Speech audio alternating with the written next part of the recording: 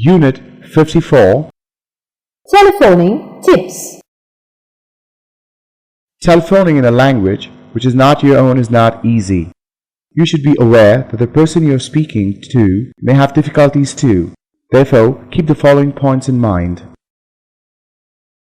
Speak clearly. Use clear articulation and try to avoid difficult words and long sentences if it's not necessary to use them. Do not speak too fast. Keep in mind that many people tend to speak too fast when they are nervous. Hardly anyone ever speaks too slowly. Confirm what you have understood. This is especially important if the other person gives addresses or dates. Be polite. Start and end the conversation politely. Try to avoid being too direct. In English, this is often done by using would. Compare. I want some more information. I would like to have some more information. Be efficient. Make sure that you have prepared the call and know what you want to say and how you want to say it in advance. Know the telephone alphabets. This is particularly important if you have to spell names and addresses. Know frequently used expressions. Listen carefully so that you do not need to ask the other person to repeat information. Tips for getting people to slow down.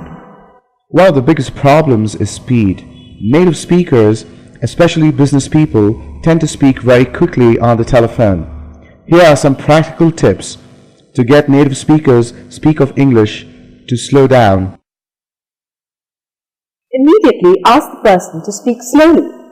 When taking note of a name or important information, repeat each piece of information as the person speaks. This is an especially effective tool. By repeating each important piece of information or each number or letter as a spell or give you a telephone number, you automatically slow the speaker down. Do not say you have understood if you have not. Ask the person to repeat until you have understood. Remember that the other person needs to make himself or herself understood, as it is in his or her interest to make sure that you have understood.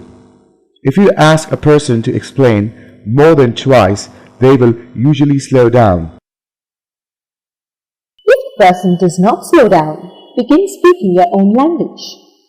A sentence or two of another language spoken quickly will remind the person that they are fortunate because they do not need to speak a different language to communicate. Used carefully, this exercise in humbling the other speaker can be very effective. Just be sure to use it with colleagues and not with a boss. Some commonly used word groups. Could you give me the number of the Deccan Airways? Is that in the city or in the suburbs? In the city, on NG Road. Just a moment, please. What's the telephone number of Pan Airways? Just a moment, please. Thank you, operator.